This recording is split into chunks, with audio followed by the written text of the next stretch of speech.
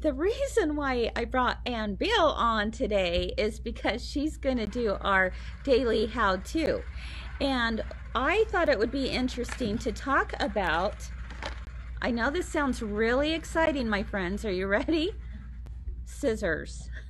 But not just any scissors. These are sexy scissors. Sexy scissors. These are Duckbill scissors. Oh my gosh. I'm gonna stab her. Anyway, Duckbill scissors. And Duckbill scissors are really funky looking, aren't they? And they're probably a very misunderstood pair of scissors. People are not quite sure how to use these. Why do we have the big old duckbill right there on them, right?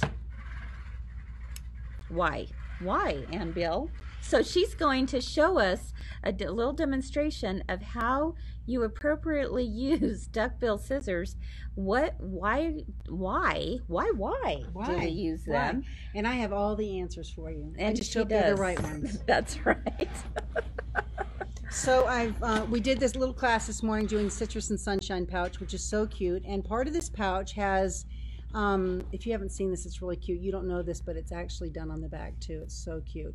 Anyway, there's a little leaf pull that goes on this, and so I'm stitching out the leaves on here. And so I've already put in my foam and stitched it out. And so there's fabric on the back, and this is water-soluble stabilizer, so it'll dissolve after we stitch our leaves out.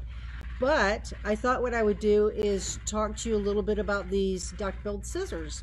So a lot of times when we're doing our hooping, we're using our double bent neck scissors to get in and cut out our items. But sometimes we want to use our duck-billed scissors.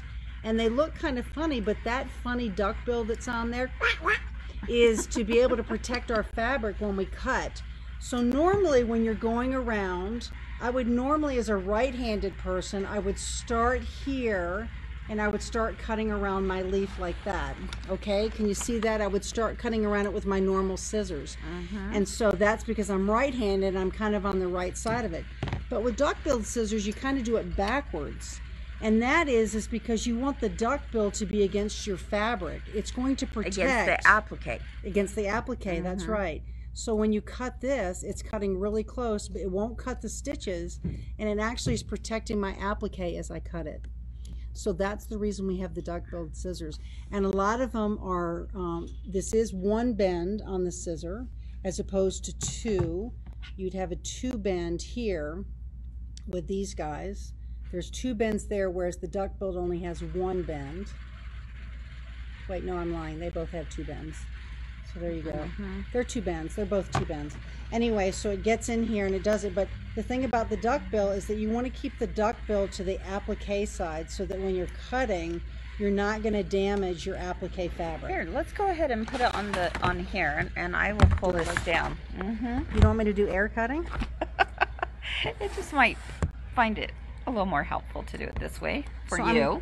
So I'm coming in and cutting it this way. So instead of going around where we normally would use scissors and go around this way, that doesn't do us any good. We want the duckbill on the top so that when we cut around here, it's protecting our applique from getting cut.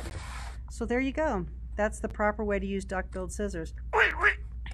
There you go. Oh my goodness. So anyway. How did you get to be so talented? I mean, being able to I went to school to learn duck. To duck, yeah. Yeah, so anyway, so that's how you do it. So now when I go to do this side, there's foam in here, okay? And I'm going to use the duck-billed scissors again, and it'll still work even though I've got foam in there and some little thickness in there. But you always keep the duckbill towards your applique to protect it. Okay? Should I say it in Portuguese now? That's right. No. So there you go. So I'm just going around and cutting it off just like that. So again, the duckbill is on top of the applique. Yes, it goes on top of the applique. So, and it's protecting your applique as you're cutting. So it doesn't cut your threads, doesn't cut your stitches, and it protects your applique fabric. See that? I love it. There you go. Easy as that. Ta-da! Now I'm ready to stitch those out. Yay. Okay, that's it. That's fantastic. Do you have one of the Where is the one that has the leaves already done? Oh, Let's I've got go. it over here. Okay, so hey, a lot of people never knew that that's the way you use them. Is that right? Yeah. Elaine shares, thank you. I have done it wrong for years. Let's see. Marilyn said she never has seen them used that way. That's why I say it's one of the most misunderstood pairs of scissors out there. Yeah. Yeah.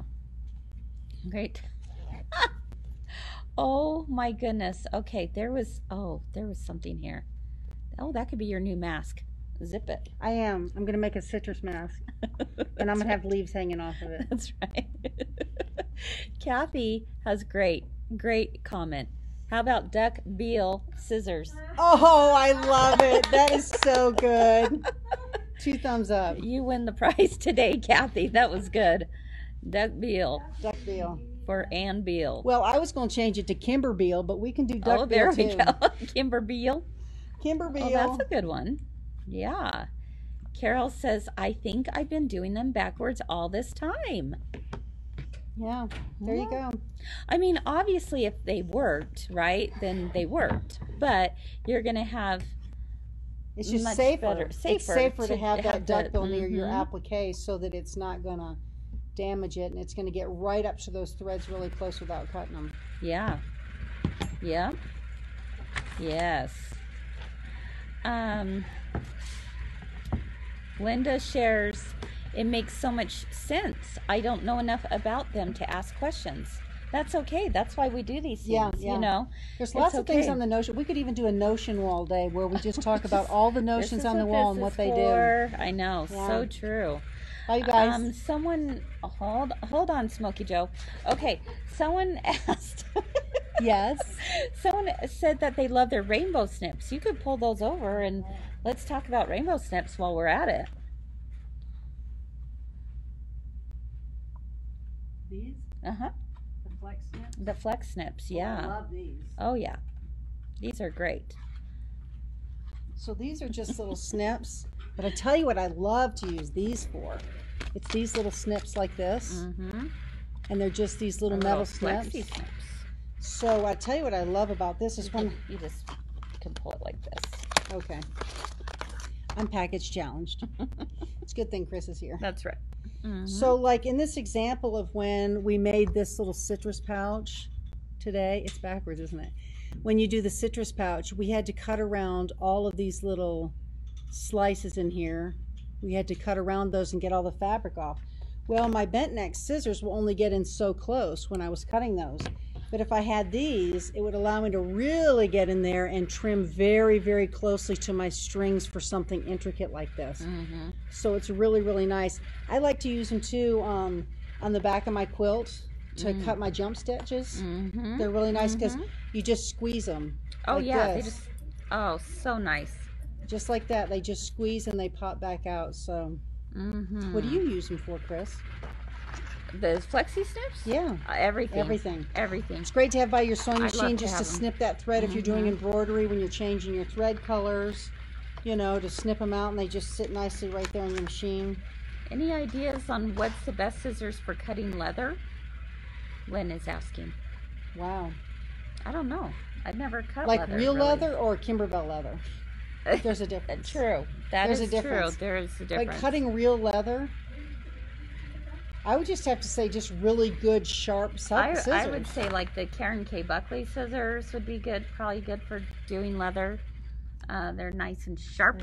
Oh yeah, Karen K. Buckley's are good because they're serrated. Mm-hmm. They've got a little serrated edge on them where most scissors just have a flat edge where the two pieces are coming together. Yep. Karen K. Buckley's really nice, and she's got we've got the purple pair up here, which would be really good to give you because she has such a big handle and the jaw cut on this. Mm-hmm. So these large ones. Would Oh, be actually, great. that might be even better for leather. Yeah, for leather because you've got a better grip and the torque on the cut on this with a serrated edge. Oh, listen to her chewing out those words. The torque and the cut.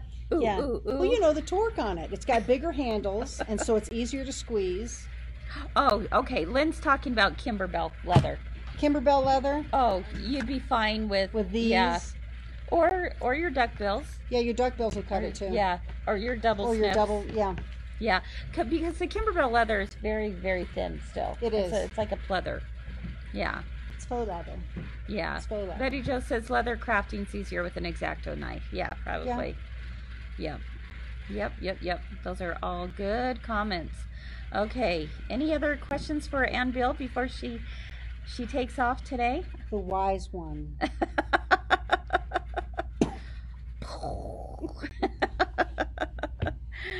Oh my goodness. Do you know why I'm so smart, Kris? Oh, why? Because I've made more mistakes than most people. That's, you know what?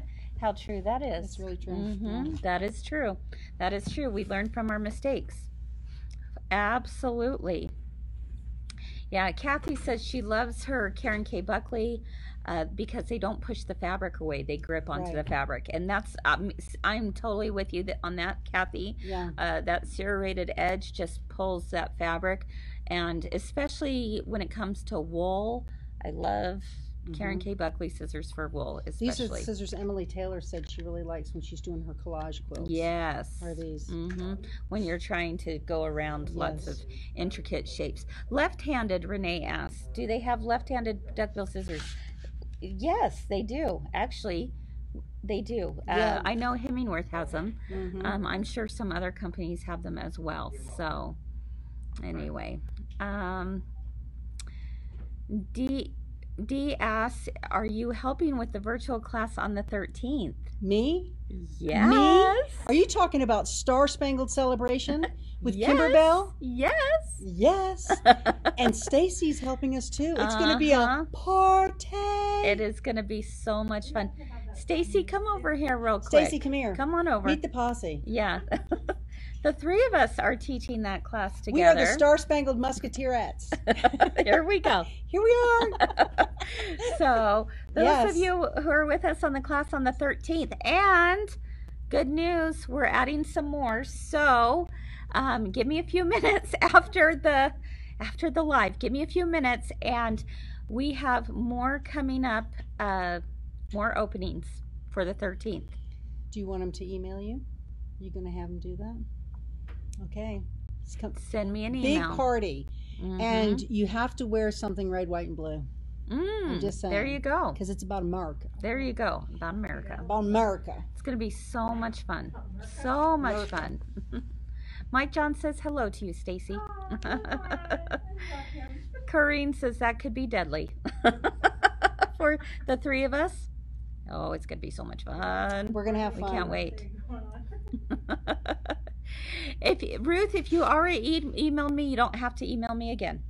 Although I'd love to say hello to you too, but you don't have to email me again. I'm getting ready to send out an email to those people who emailed me to be on the wait list. You guys get first dibs on this event, and then after that, it's going to be open up to the masses of whatever's left.